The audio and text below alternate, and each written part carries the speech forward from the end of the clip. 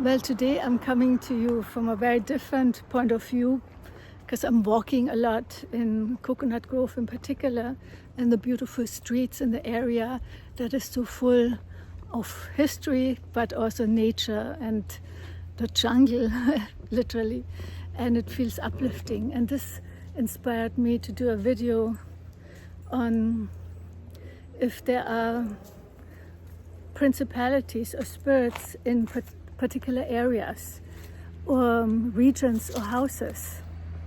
Well, I've experienced it on numerous occasions.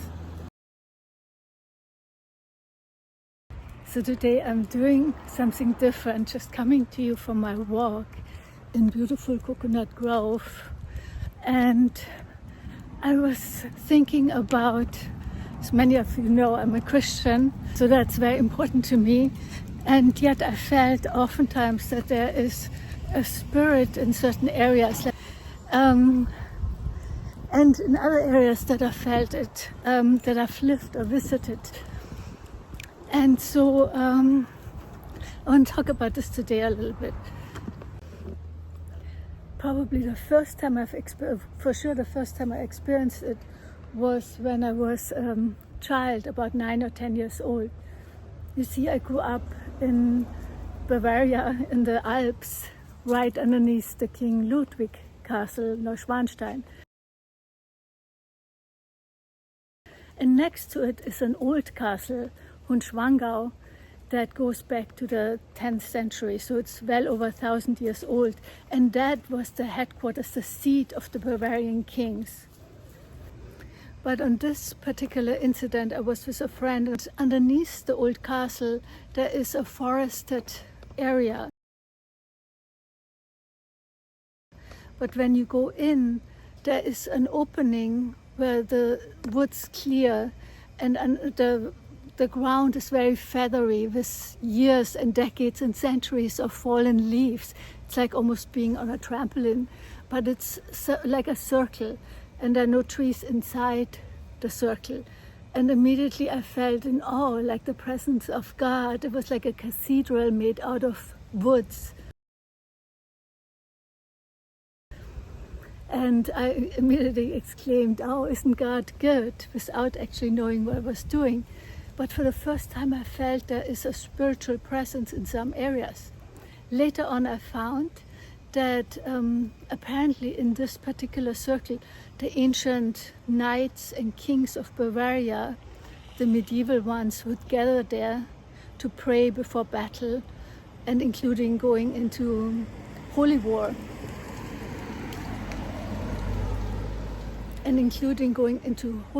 Or the Crusades. And by the way, the Crusades are very much misunderstood if you really go into the history of it, which leads too far.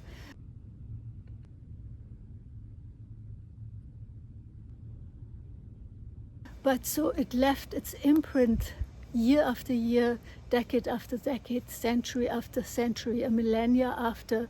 You could still feel this almost exalted, exuberant, serene spiritual atmosphere. Well, let me tell you about another time I felt this, and at that time it was not a very positive energy. A lot of people had mentioned how beautiful it was and how rich of history. But almost from the moment I drove there to St. Augustine, I felt a really dark spiritual oppression that never lifted while I was there. And yes, there are beautiful cafes and bars, and people enjoy this town. And yet you could feel a darkness. I had known that the area, of course, had been first Spanish, and there was this famous castle that seemed like a very dark, brooding place. But it wasn't the castle itself, it was the entire town. And there was one area in particular, a couple of streets off the castle, it was so thick with darkness, spiritual darkness, you could barely breathe. Later I found out that there's a lot of witchcraft being practiced there, even to this day. It started because there were many massacres in this town. One of the first one was about 200 Huguenots. Huguenots were Christians that had moved away from the Catholic Church, and they were executed by the Spanish conquistador who was in charge of St. Augustine, and was a horrible massacre. You may have heard of St. Augustine, where the Spaniards conquered the coast, and a lot of the ships and the pirates Hello, Jackie. were having their headquarters in. It's rich in history, going back to the 1500s. So I was excited to go there. But once I arrived, I immediately felt a very heavy darkness there. Filthy pirate.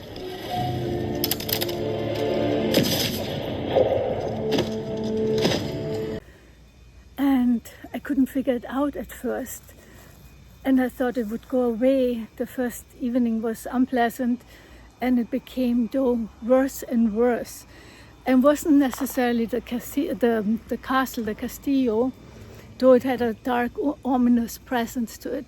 But when I walked around the castle, there's an area, there were beautiful old homes, well kept, but the feeling of oppression was so deep, so dense, so dark, and so oppressive, I could hardly breathe. I looked at the people, because some people were out watering the garden, and I was wondering how they could live there with this sense of oppression. And I heard then later, found out that a lot of witchcraft, the occult, is being practiced in this area, in St. Augustine, and you could particularly feel it in this area. But I thought not everyone there is probably into that. Perhaps they're just immune, some people, and don't feel it. Maybe after a long time living in an area, you don't even feel it anymore. But it was so dense that you could barely breathe. I could barely breathe. Often the female natives on the eastern seaboard of North America were the worst torturers of captives among these native tribes. And as I researched the history of St. Augustine in more in depth, I found that from the very start almost it is fraught with very horrible events that happened there, including 200 Huguenots. The Huguenots were the early detractors from the Catholic Church, and they were persecuted in France, but also here in St. Augustine. And 200 Huguenots that had fled oppressive France to find religious freedom were cruelly massacred by the conquistador Menendez, who was in charge of St. Augustine. And there were other atrocities happening there, including slave trade, and but also the practice of witchcraft, voodoo, and so on. So both from the masters as well as the victims, this element of the dark, occult, oppressive came to live in this area. If it's the only way I can describe it. Perhaps you have felt that in some places where you could feel not just the past, because the past is with us in many places, but you can feel the spiritual, almost principality or entities that occupy that area.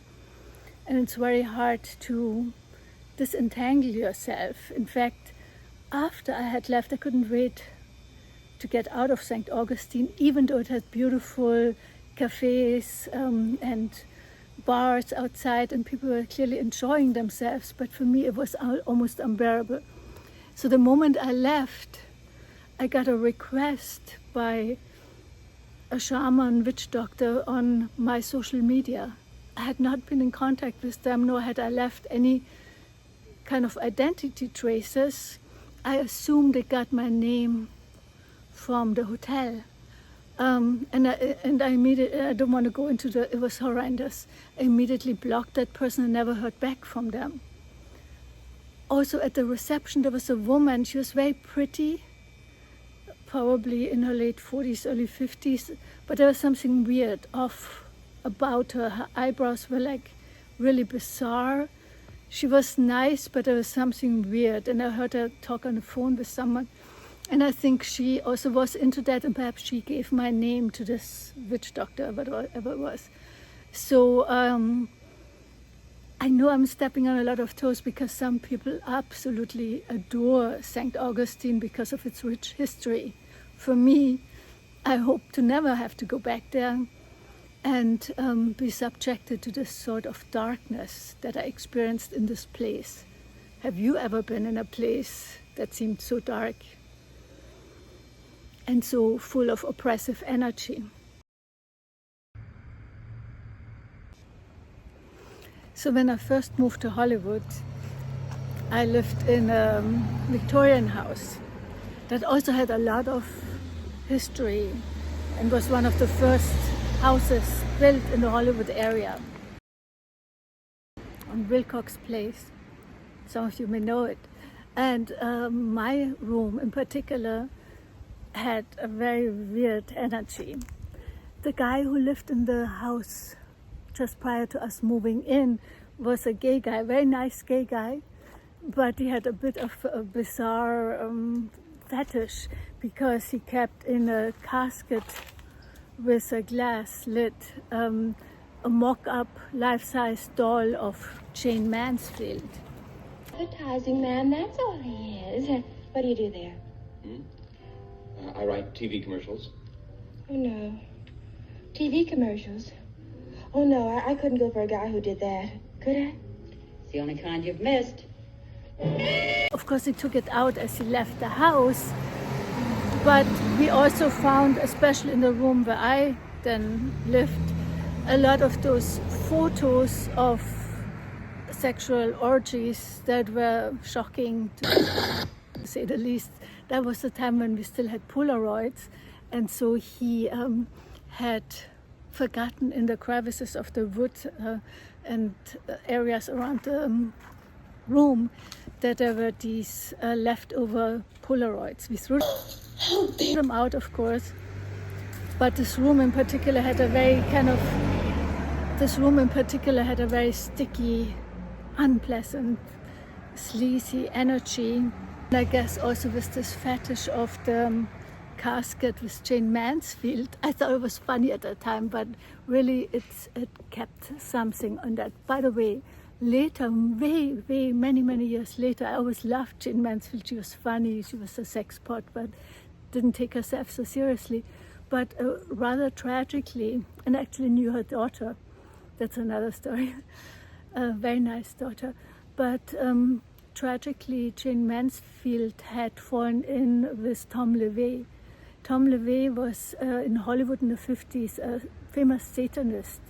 And you can find out about him. I don't want to go into it. But it is important to be aware of it, because sometimes you are not aware of it, and all you know, some people get depressed and don't know why, and things fall apart and they don't know why.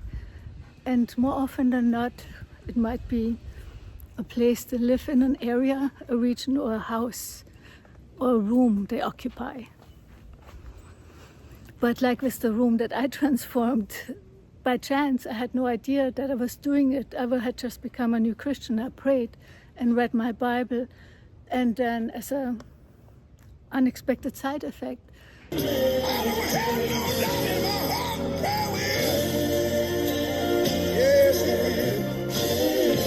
this room became radiant. People loved being in this room. So there is a lot of power we have. If you're traveling, I'm sure you've experienced regions that have their own character, which is in a sense their own kind of atmosphere.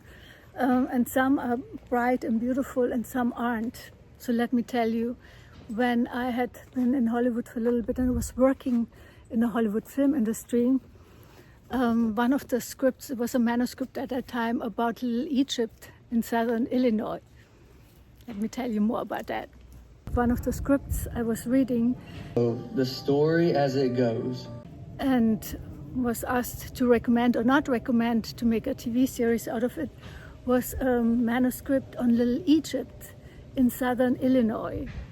And at this time I wasn't that versed yet in that there are regional spirits or kind of principalities, spiritual oppression in certain areas. And so this guy, whose great-grandmother, I think, was from Little Egypt, The main version to this legend of Little Egypt, said how even just driving through gave people creepy, awful feelings, and everyone was driving through trying to not step out of the car and get through it as fast as possible, because there was such a feeling of dread. And as he researched further, there were many unexplained, bizarre and dreadful murders and crimes that happened in this area, and you could feel it. But going even further back, similar to Salem but different from Salem, there was a witch trial, and I guess more than one woman were burned on a stake for alleged witchery. Of course, the villains are the ones who burned them at the stake, but perhaps there were people who were practicing these arts in particular, and it left its imprint on Little Egypt, and it's still being felt up to today, apparently. I have not been there, I don't want to necessarily, but perhaps you have been in a region where there seems to be an oppressive atmosphere, and perhaps you don't know ever why, or you research and you find out that certain things have occurred there that are bizarre and unpleasant, and you're glad that you listened to your instinct and got out as quickly as possible.